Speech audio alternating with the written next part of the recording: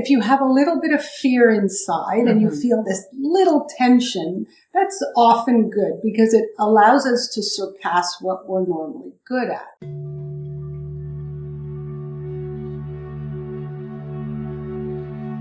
Welcome to the Zen Den, a podcast designed to help you discover your authentic inner peace. These episodes are intended for everyone, regardless of their background. We explore the question, how can we find inner peace in today's world? Together, let's awaken our higher consciousness and allow our individual truths to shine. It's time to learn how to live in harmony. Your host, Maggie Calder, a former Buddhist nun monk who studied directly with respected spiritual masters, shares her wisdom on the infinite possibilities of life. Now, here's Maggie with today's episode of the Zen Den.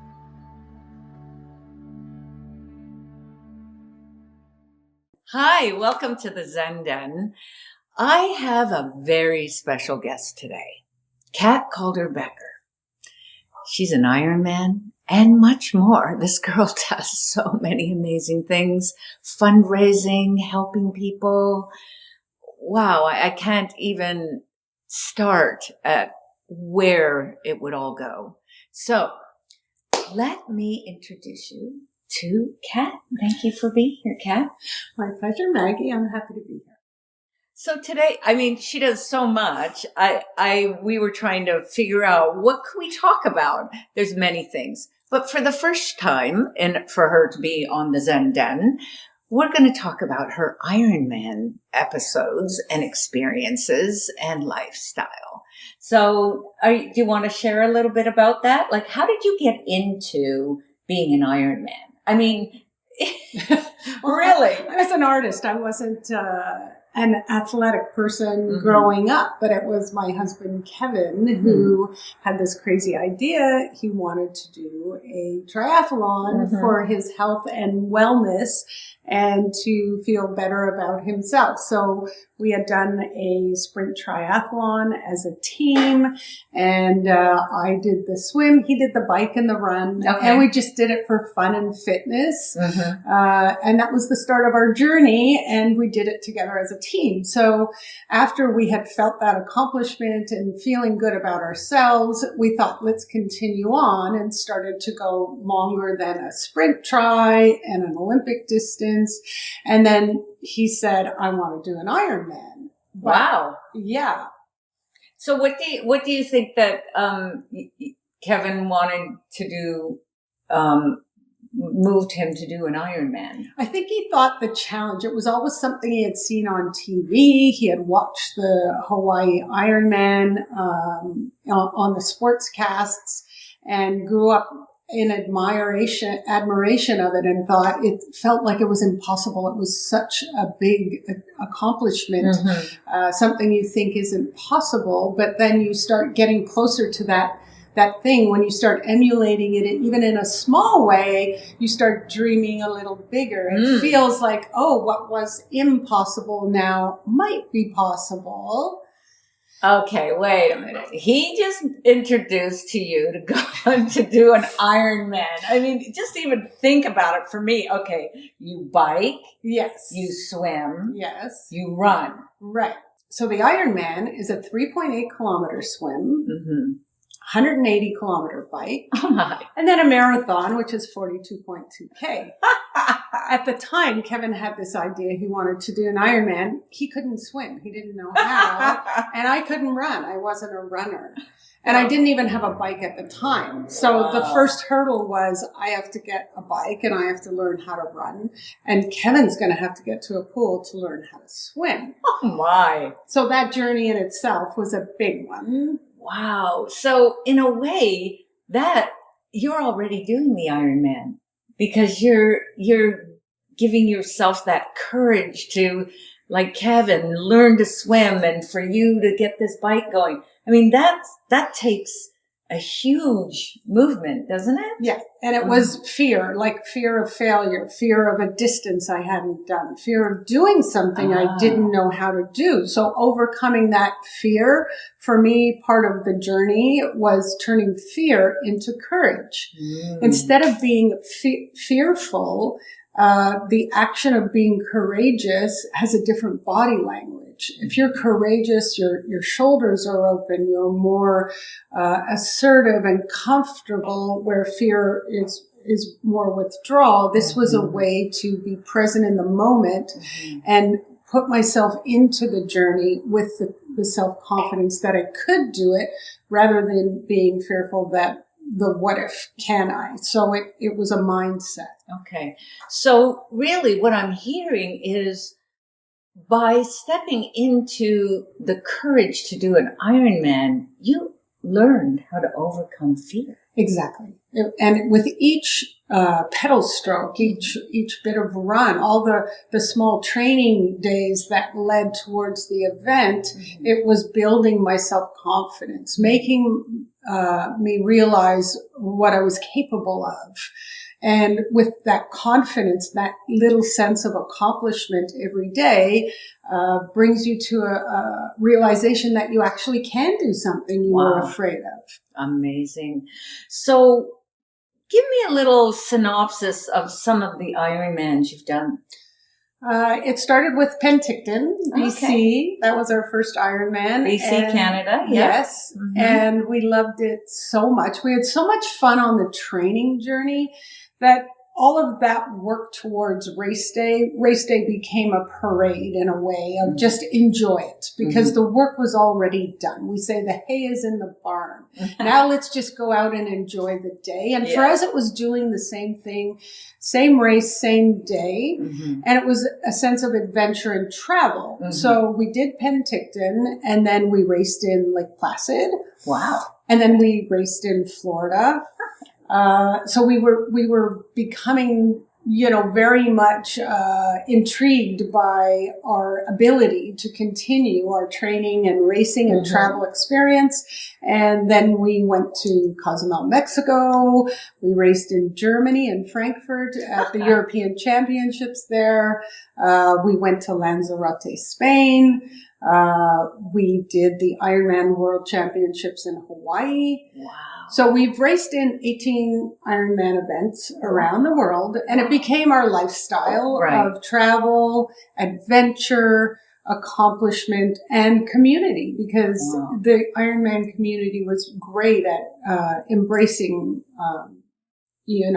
us on our journey.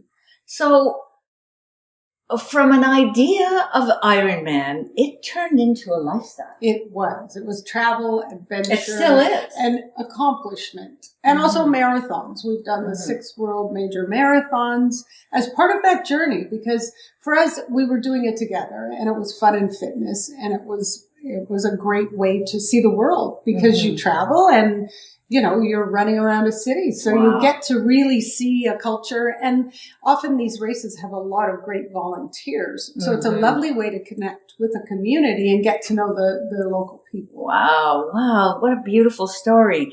So share with us, the Ironman, just even the thought of it for the average person, myself included, I would be like, what? But I've gone to events, and it's so exciting to cheer people on. Like just as you're all running through and you watch their commitment to their next step. Yes. So to get there, though, what was a difficult time for you that gave you that breakthrough so you could do these 18 runs? I think it's just that turning fear into courage. And with each accomplishment, you felt that, that it was good. It was good for the body, the soul. It was almost a meditative state at some point when you're training. Let's slow down a little bit. You're doing really good here. So let's have fear. So fear comes up. What do you feel, think?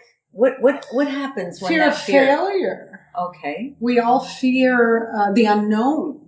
What's the water going to be like? What am I going to cross on the day? Will my body be able to carry me this journey I've put myself in? So the fear of not finishing, the fear of hurting yourself, the fear of failure it's in our everyday lives, whether it's work, whether it's, you know, in our lives, we are faced with so many complexities. And this is one way I think to overcome some of it, because you're doing this. This is by choice, you know. This is your fun like you're time. Not getting paid it's to not do my this. job. So, and you have to find ways of working around it to bring it into your life, to make space for it. But you can't neglect the rest of your life. You're still working and doing all these other things, so it becomes part of your lifestyle. But at the same time, you're afraid. You've invested a year of training. You're flying off somewhere. This is your family vacation. You want to make it a nice time. Wow. But at the same time, you're experiencing something that's unique and different and challenging. Okay. So when this fear comes, I want to stay with the fear for a little bit. It's really good. So when this fear comes up, okay, you're in the race. Are you running a little bit for, like, where do you notice first the fear came up for you? The fear starts race morning at 6 a.m. and you're 2,500 athletes, and all the pressure is right there because you've done the training, but your family is there to cheer you on. You have your support crew, you have friends, your partner. Kevin and I always race together, but will we finish together? Will we didn't race the same time, but we were in the same event. So we were challenging ourselves, but we both wanted to get to that finish line. That was the goal. It wasn't how fast, it's can I get there? And what will happen throughout the day on my journey? What will I see? What will I feel? Because it's a long time. You're out there for 12 hours. You're not stopping. Imagine next time, tomorrow you wake up for breakfast at 6 a.m. and you're making your breakfast at 7. We're in the water. We're swimming. Let's say we're swimming for an hour and 15 minutes. You're going about your day. At lunchtime, we're on the bike. We haven't stopped moving. So we are still going. At dinner time, we're out doing a marathon. So from morning till night, you're moving. You're not stopping. There's no break. So it's quite a journey. Do you find the fear comes up like it kind of rises and falls? Like, I think you can control it. For me, doing yoga, finding my breath was really important, because when you're initially starting, you're faced with the adrenaline fear, but a little bit of fear is good. If you have a little bit of fear inside and you feel this little tension, that's often good because it allows us to surpass what we're normally good at. But then you're out there for this day and you're in your mind, doubts creep in. How am I doing? So we would do the head to toe check. How am I feeling? You're in this race. You're surrounded by chaos. A lot is happening. There's athletes around you, passing you, and you're trying to monitor your body. So for me, controlling the fear and the chaos outside was to control my 1 square meter. Okay, let's talk a little bit about that. So to find that Zen state that we talk about here. Exactly. And to find the state of, in the Zen state, you see the fear rise. Yes. It's there. Yes. It's so present. It's now starting to manipulate. And you have to deal with it. And you have to It's creeping in. Okay. Because if you're fearful, you can feel that nervous energy. If you allow it to consume you, it can be paralyzing. Yes. Fear can be quite crippling. Yeah. So you have to go in the mind into the Zen state So let's slow down, because some of the listeners might really want to learn how to do this, because we could do this in our everyday life. It doesn't have to be Ironman. Yes. Life is Ironman. We're all living Ironman in a way. It's true. Mothers with children, yes. working, trying to get work. Yes. The changing world. Yes. We're all faced with fear every day. It comes up. So how do you handle it when you're in it? How do you slow things down enough to keep going? Okay, so give us a little insight on that.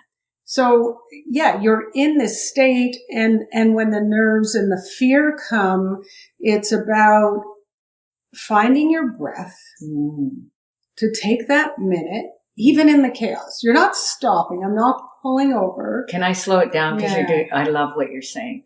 The very first thing you do when you feel this big energy of fear is you actually tell your mind to find your breath, or be focused on your breath. Yes. Is that right? It's almost like you have to go slow to go fast. I love that. So you have to slow your mind down and your breathing down so that you can continue on. If you panic, it's not going to work.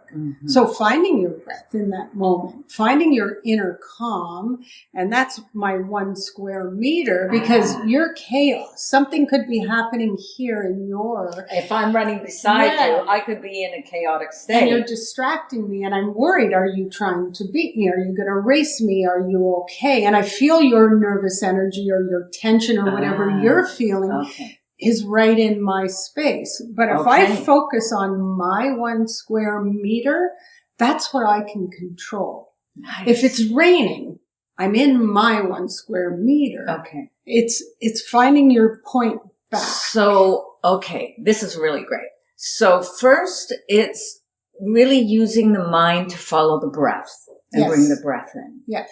And that helps you recognize to pay attention to this 1 square meter. Yes. Now, when you pay attention to the 1 square meter, what is that? It helps you drop into the moment, and you become aware of what you're feeling and not distracted by everything around you. So if someone is chaotic running, or maybe sometimes you see them fall or something, that is not in your 1 square meter. If they fall, you'll stop and help them. Or if somebody's not feeling well, you might stop and support them. Wow. Because they're on the journey as well. Wow, that's so beautiful. Yeah. So you're tuned into them in a safety or a camaraderie kind of way, or brotherhood or sisterhood feeling. But so collectively, you're all choosing to do this very challenge of the physical body and the mental body. Yes. And you're all willing to do that. Yes, yes. And you have to stay in that moment, because if you can be in the moment, you can read your body. You can feel, am I pushing too hard on my pedals? Am I eating enough? Am I drinking? Am I thirsty? So can you eat and run? I had to learn how, definitely. It's easier if you're doing liquid. We usually take liquid nutrition. Like a protein or nutrition or something? Yeah, we've figured out how much protein. It's, maybe you're doing 3 or 4 grams an hour. It's Ironman science. The 4th sport of triathlon is nutrition, is knowing what your body can handle, what you can absorb. You can ingest maybe 350 calories an hour, but you're expending 500 to 800 calories an hour. So you're going to run in a deficit, but that's okay. You've prepared for it. You can get through it. It's only a set number of hours, but you manage your energy. So if I was extremely nervous and fearful, I'm going to be burning more of that beautiful energy that I want to channel into the event. And I want to enjoy the experience of those around me. I want to, maybe we spark up a conversation. We're running together and you distract me, because it goes quicker when you're in that shared suffering. Wow, isn't that beautiful? But I'm still in my 1 square meter, because if you start speeding up, I might say, okay, I'll see you later. Thanks. Yeah. So controlling myself is what I can do. So that 1 square meter isn't me. It's a collective of the totality with the focus on my being and breath. Is that what you're explaining? The 1 square meter is all I can control. And I keep pulling myself back because if I get distracted by something further out of that, it could pull me away. Whereas if I keep bringing myself back to my Zen space in my 1 square meter, I have control. I can't control the traffic or the things that are happening. That's around so life, isn't it? It is. And when you learn how to do that in that repetitive moment of what was in the training, what happened in training, you'd have to be focused to continue on. But then in racing, it's amplified. And that's where you notice it more because you've put yourself into an event with a set timeline. There's a gun going off. You have a timing chip running. You've got to get to the finish line. So it's a little bit more heightened, but that's when you really learn to see if you've got control over your emotions and your state of mind. And when you learn how to do that in this environment and you accomplish a goal, it helps you to train your mind and body to work together. And then when you're in the chaos of life, job, you could be going into a big meeting. It's the same thing. Right. You know, you're preparing for a meeting, but you walk in the room. Do I know the space? How can I control what's in the room? I can't control the people in the room or what's happening, but I can control my 1 square meter and bring my center back. So powerful. Oh. So it works in your life with your family, with your job. It's a continuation. Brilliant. Now, one other added piece to that, because you're collectively together and you are going through this, don't you find that you bond with people there? Yes, because it is that shared journey. On the same day, it could be raining. You could have the challenges of wind, of rain, of hot sun. Oh, yeah. So a lot of the elements you can't control. That's outside of the 1 square meter. Right. So all I can do is bring myself back to what I know I can do. And all of those other things that are affecting us, affect us. They have part of our memory. You finish the race and you're with someone else and you'll talk about the event of the day. Wow, it was hot out there. Or, boy, that water was choppy. Or, I saw something on the side of the road. Did you see that guy in that crazy outfit? Because often volunteers will dress up. Yeah. So you remark on. So it's a collective. Even the volunteers are involved with you. And your family members who are cheering you on. They've watched you suffer in training. They know everything you've gone through and they get to see you in this final moment achieve your goal. Isn't that brilliant? Yes. So is there anything else you'd like to add around this journey? Yes, we're talking about the Ironman. It's a big one, but it keeps reflecting back as life. Exactly. I think it's one of those things that you can use it as a way to strengthen your resolve, turn your fear into courage, find control over a situation that can be out of control.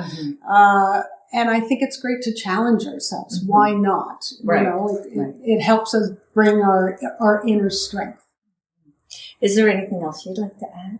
No, I think it's been lovely to be on your And podcast. I know you do, beautiful events and supporting, children, supporting organizations. I do a lot of volunteering when I can. Give back to the community. I think it's amazing when we can support our community.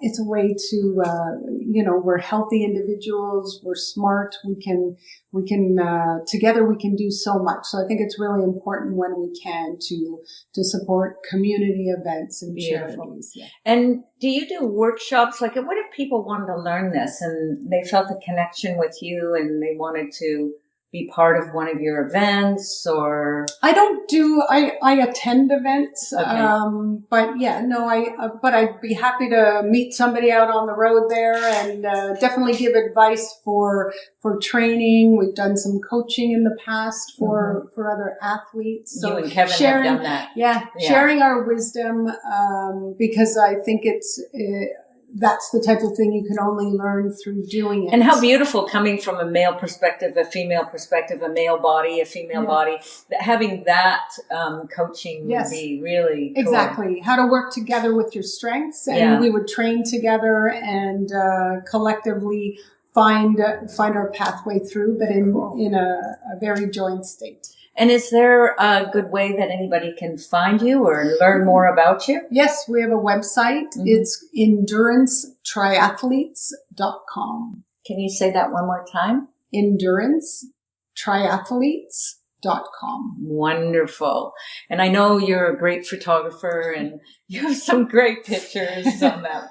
Yes. We have a lot of race information on there. Yeah. And photos. You can really feel part of it too, just by going to your website. You kind of feel part of it. There's a lot of insight there for sure. Cool. Well, thank you, Kat, for being with us. Thank you so much. Wonderful. And let's just close our eyes for a moment and just take that breath and just really allow all the wisdom that Kat was sharing just kind of settle in and see how we can adjust it to make our life that much more of that Zen state. So we just take a breath in and out.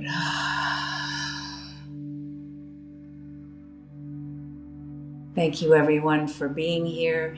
May you be blessed, and may you take these blessings out into the world. Namaste. Thank you, Kat. Thank you. Thank you for listening to the Zen Den with your host, Maggie Calder. We hope this episode has provided you with a moment of peace in your busy day. If you enjoyed this podcast, please share it with someone who could use a little love today. To learn more about Maggie's offerings, visit thezenden.world or email us at thezendenworld@gmail.com. You will find us on all the social media platforms too.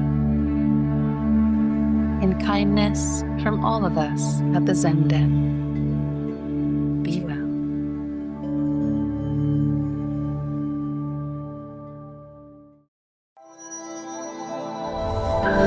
This podcast was made with love from Shikonomi and the global community of Podcast Hers.